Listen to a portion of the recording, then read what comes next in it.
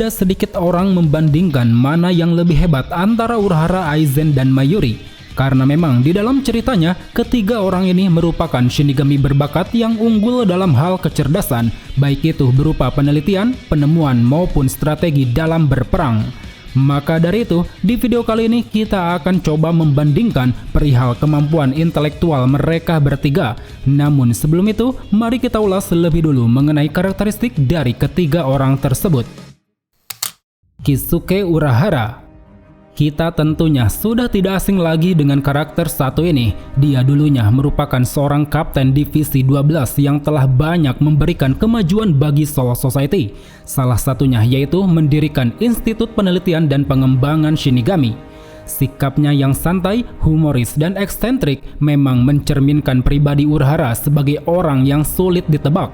Karena itulah tidak mengherankan jika Yuhava sampai memasukkan Urahara ke dalam 5 potensi perang dengan label maksud tak diketahui. Label yang disandangnya ini bukan sekedar bualan. Di setiap aksinya, Urahara selalu menunjukkan kejeniusan dalam merancang strategi. Dia mampu menyusun 1000 skenario perumpamaan yang membuatnya tak akan pernah kehabisan langkah. Dan dengan kemahirannya dalam menyusun berbagai kemungkinan itulah, dia pun dapat menciptakan satu peluang terbaik dan akan menyelesaikan berbagai masalah pada situasi yang tidak terduga. Kecerdasan taktisnya ini telah Urahara tunjukkan di beberapa kesempatan, seperti mempersiapkan Hogyoku dan sebuah vaksin untuk menetralkan holofikasi para Visor, menyembunyikan Hogyoku ke dalam Gigai Rukia agar tidak jatuh pada orang yang salah, melatih Ichigo dan kawan-kawan sebelum pergi ke Soul Society, menyiapkan segel khusus yang dapat menahan kekuatan evolusi Aizen, mengusulkan pada Soul Society untuk membangkitkan kembali kekuatan Ichigo, menyiapkan pil Shin Eyaku untuk mengembalikan bangkai para kapten, mengelabui Askin dengan menyiapkan Grimmjow sebagai serangan terakhir, dan juga menempatkan Nel di luar medan pertarungan demi mencegah kemungkinan buruk terjadi.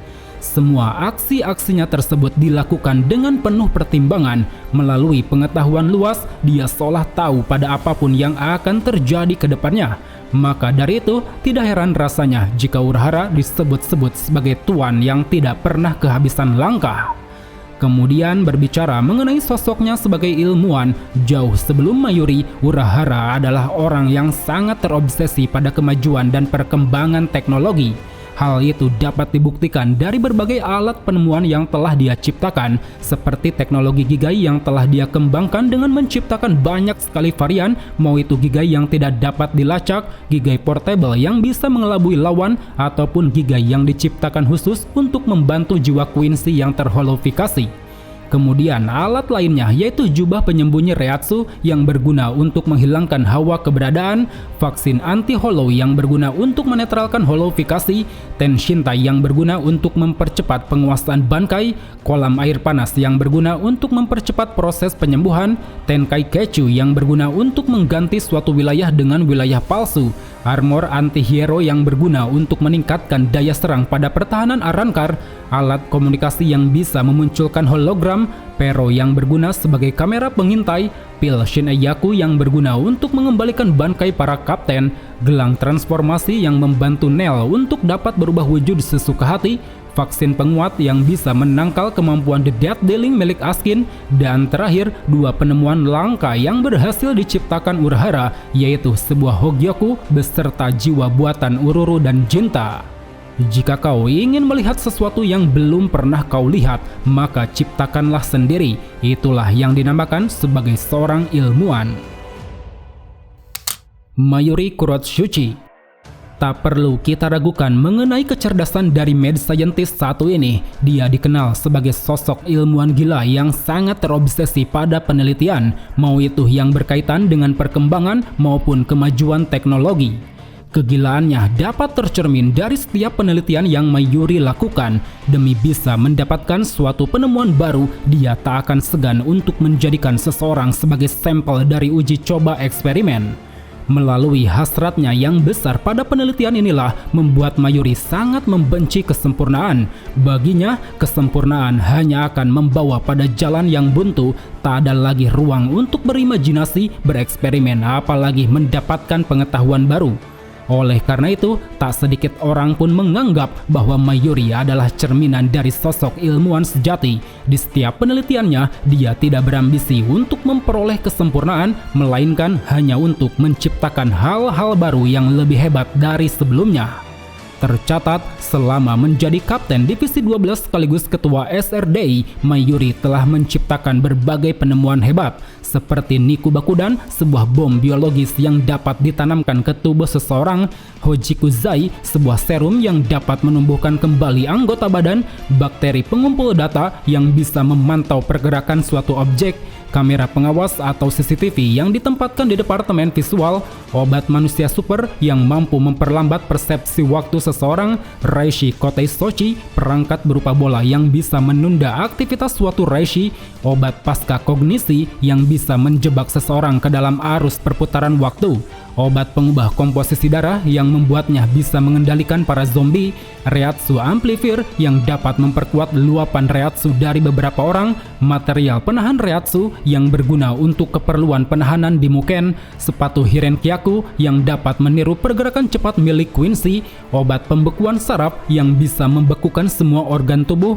pakaian anti bayangan yang berguna untuk mencegah adanya portal bayangan Quincy di ruang penelitian, prototipe komunikasi hologram yang dapat membuat interaksi terkesan cukup nyata, dan terakhir penemuan Mayuri yang paling berharga yaitu Nemuri Nanago, jiwa buatan yang bisa tumbuh sama seperti Jinta dan Ururu. Selain daripada itu, seolah ingin menggambarkan jati dirinya sebagai ilmuwan, Mayuri juga sering memodifikasi tubuhnya sendiri, seperti merubah penampilannya di setiap tahun, merubah bentuk fisiknya menjadi gumpalan cair, memanjangkan lengan kirinya untuk digunakan sebagai pengait dan peledak, membuat tubuhnya bisa berbaur dengan warna dan tekstur lingkungan, membedah tubuhnya sendiri dalam waktu singkat, dan juga memodifikasi bankainya bernama Konjiki Ashisogijizo Matai Fukuin Shotai. Terlepas dari berbagai penemuan yang telah dia ciptakan, mau itu yang digunakan untuk dirinya sendiri ataupun orang lain, Mayuri juga mampu menunjukkan kecerdasannya dalam hal merancang strategi. Meski tidak sepintar Urahara, tapi ada banyak orang yang telah mengakui kecerdasan Mayuri. Salah satunya yaitu Kyoraku. Dia menyebut jika Mayuri diberikan 1 hari penuh untuk meneliti suatu informasi, maka dia akan dapat menemukan solusi untuk menyelesaikan setiap masalah. Dari sini kita pun bisa menarik kesimpulan bahwa sejatinya Mayuri adalah sosok ilmuwan cerdas. Dia sangat jenius dalam menciptakan suatu penemuan, mahir dalam bereksperimen, dan selalu memiliki rencana darurat guna mencegah dampak yang lebih buruk. Aku benci kesempurnaan. Jika ada sesuatu yang sempurna, maka itu adalah jalan buntu bagi seorang ilmuwan. Sosuke Aizen. Sama seperti Urahara, Aizen memiliki kecerdasan taktis yang luar biasa hebat. Dia sangat ahli dalam menyusun berbagai rencana, mau itu mensiasati suatu tindakan, strategi dalam berperang, bahkan mengetahui rahasia pengetahuan yang tidak diketahui banyak orang.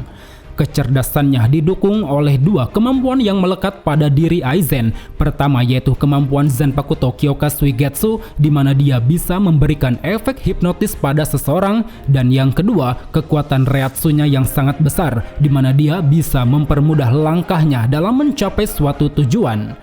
Melalui 2 kemampuan inilah, Aizen pun dikenal sebagai sosok master manipulator. Dia mampu menipu dan mengelabui banyak orang sekaligus memastikan mereka untuk memainkan peran yang telah direncanakan.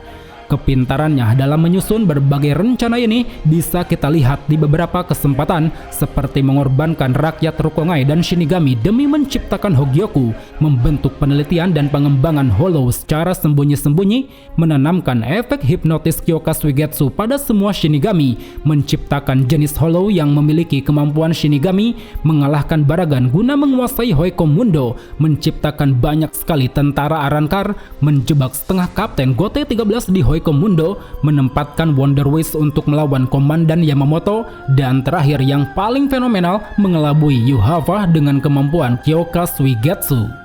Berkat kecerdasannya yang manipulatif inilah membuat Aizen sangat diwaspadai oleh semua orang. Bahkan tak jarang mereka yang berhadapan langsung dengannya akan menunjukkan rasa pesimis seolah tidak berdaya. Kemudian berbicara mengenai kemahirannya dalam hal penelitian, berbanding terbalik dengan Urahara dan Mayuri, Aizen adalah sosok yang mengesampingkan esensi dari sebuah penemuan. Hal itu dapat tercermin dari perilaku Aizen yang sering menggunakan intelektualnya demi keuntungan pribadi. Tak peduli seberapa banyak yang dia korbankan, yang terpenting baginya adalah mencapai ambisi besar untuk menggulingkan kekuasaan Soul King dan menjadi entitas tertinggi di dunia. Selaras dengan hal itu, semua penemuan yang Aizen ciptakan pun hanya bertujuan untuk memperoleh kekuatan, seperti Metastakia yang bisa merebut tubuh Shinigami, puluhan Hollow yang mampu menyembunyikan Reiatsu, Hollow White yang menggunakan jiwa Shinigami sebagai dasarnya, tentara Arrancar yang telah dikembangkan menggunakan Hogyoku, Kaja Negation, sebuah alat yang berguna untuk menghukum siapapun Arrancar yang membelot, dan terakhir, penemuan yang paling Aizen banggakan meskipun gagal, yaitu Hogyoku, sebuah bola kristal yang memberikannya kekuatan layaknya dewa. Tak ada satupun yang berdiri di puncak dunia, bukan kau, bukan aku, atau bahkan sang dewa. Tapi kekosongan tak terelakkan dari singgasana langit kini telah usai. Mulai sekarang akulah yang akan mendudukinya. Setelah melihat bagaimana karakteristik dari ketiga orang tersebut, dapat kita tarik kesimpulan bahwa mereka bertiga sama-sama cerdas. Satu hal yang membedakan di antara ketiganya yaitu cara mereka mendapatkan sesuatu. Urahara menciptakan sesuatu dengan cara benar dan untuk kepentingan semua orang. Mayuri menciptakan sesuatu tanpa belas kasih tapi untuk kepentingan semua orang. Sedangkan Aizen, dia menciptakan sesuatu dengan cara salah dan hanya untuk kepentingannya sendiri. Namun bila kita kerucutkan tentang siapa yang paling cerdas, menurutku itu jatuh pada Kisuke Urahara. Alasannya, dia memiliki semua potensi dari kecerdasan itu sendiri, seperti mampu menciptakan berbagai alat, memiliki pengetahuan luas, dan mampu merancang strategi dengan sangat brilian. Bila kita bandingkan dengan Mayuri, dari segi penciptaan, Urahara terbilang lebih berpengalaman.